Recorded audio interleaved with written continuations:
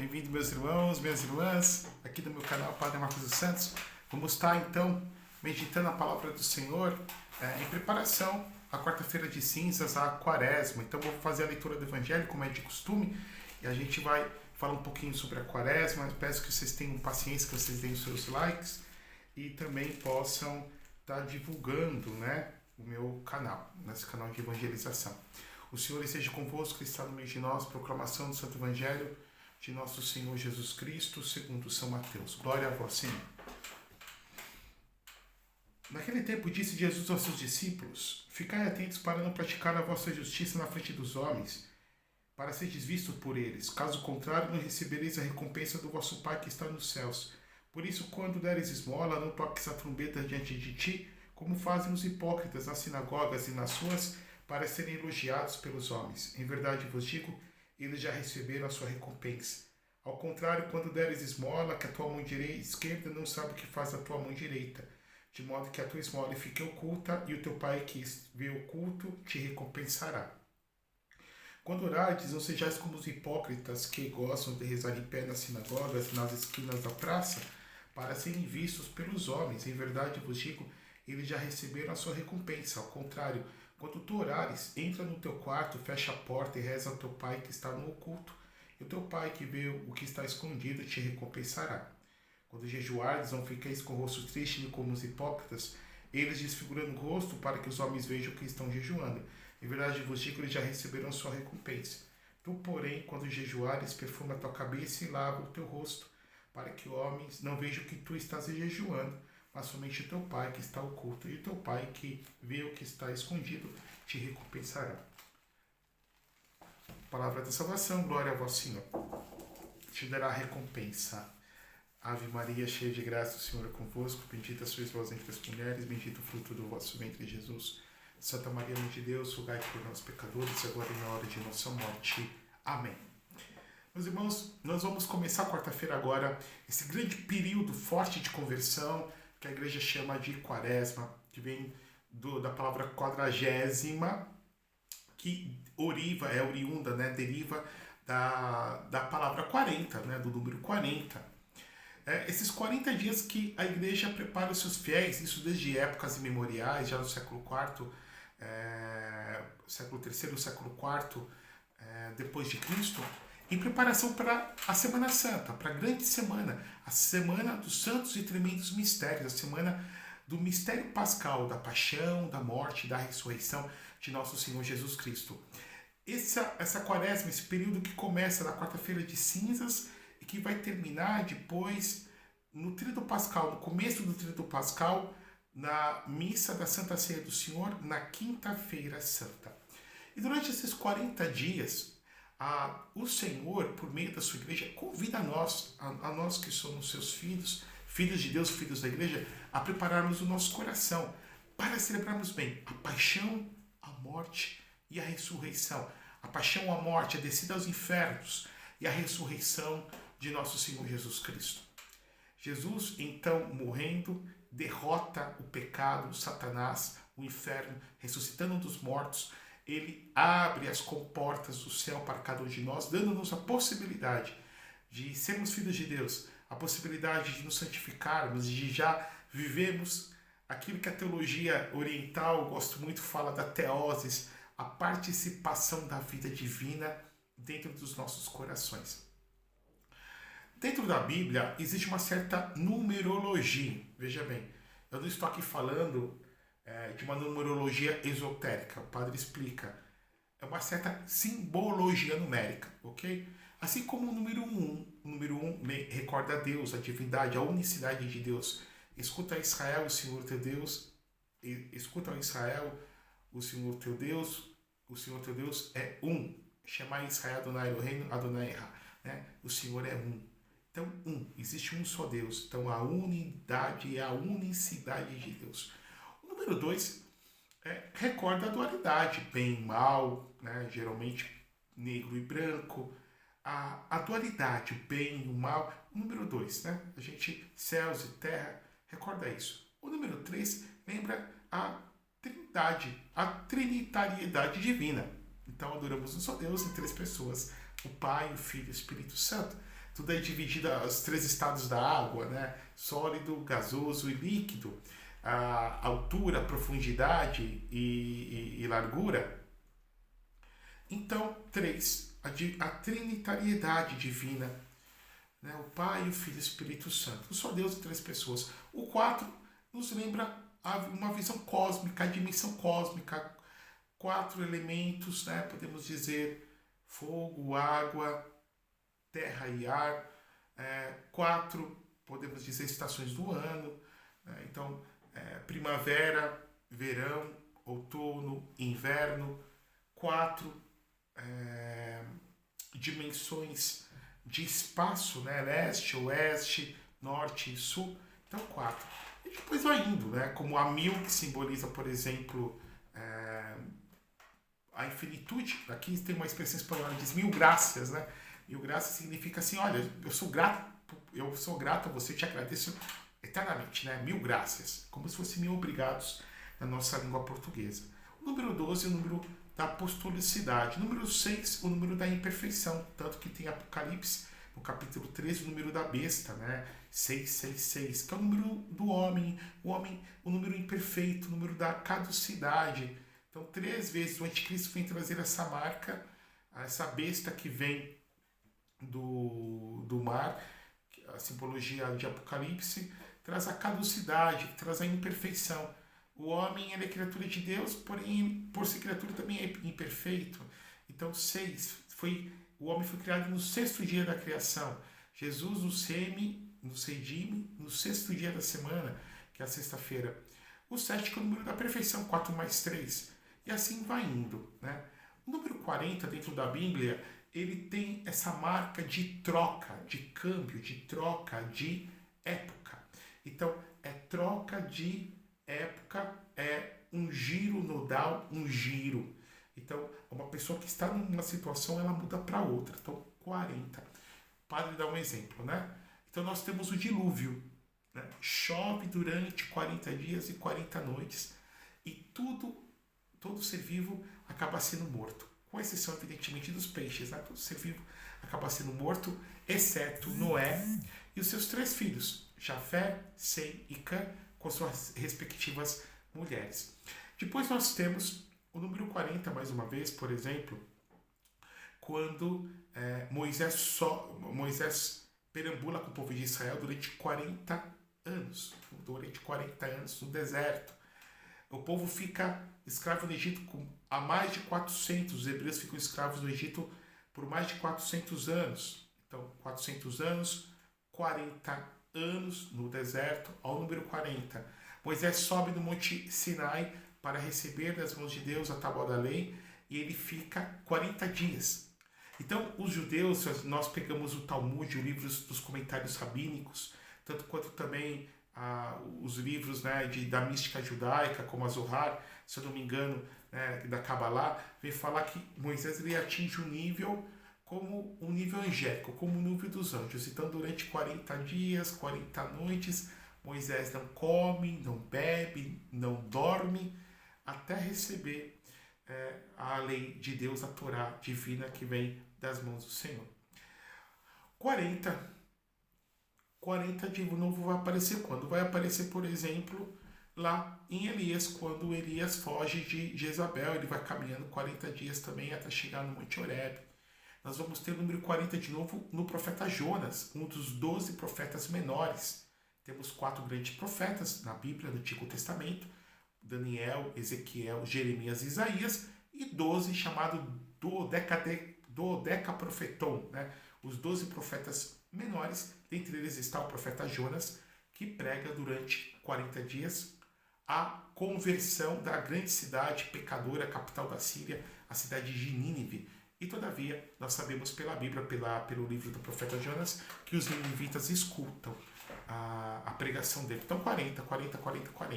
Né? Eu dei todos esses exemplos do Antigo Testamento. Nós vamos para o Novo Testamento, que vai ser depois a leitura do primeiro domingo da Quaresma, se eu não me engano agora.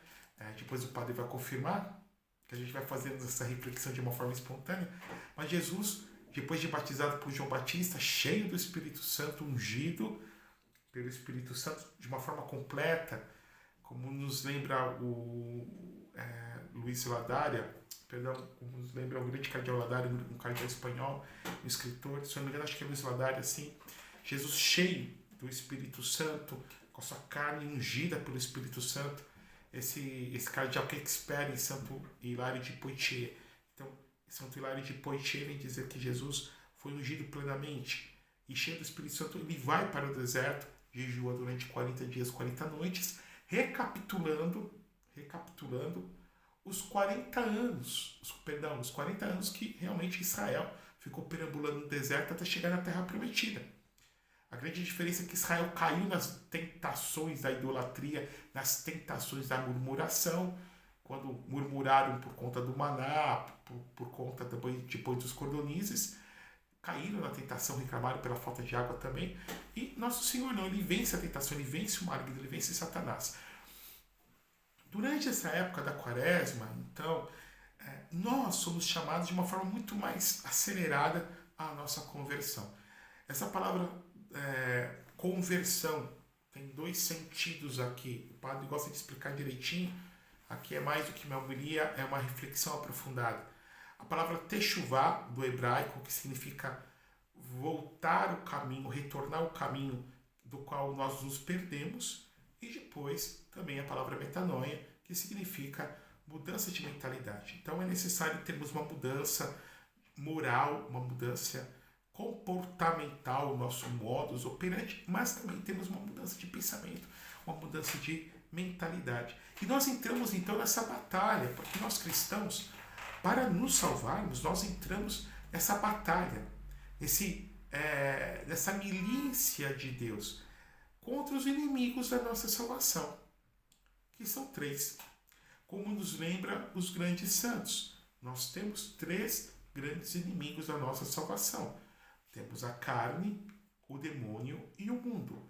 A carne são as nossas más inclinações. A nossa natureza foi ferida pelo pecado original, então nós temos essa inclinação para a maldade. É muito interessante quando Paulo vem falar lá em Colossenses, pobre homem que sou, não faço o bem que quero e muitas das vezes faço o mal que não quero. Então o pecado original não destruiu a nossa natureza, mas feriu a nossa natureza.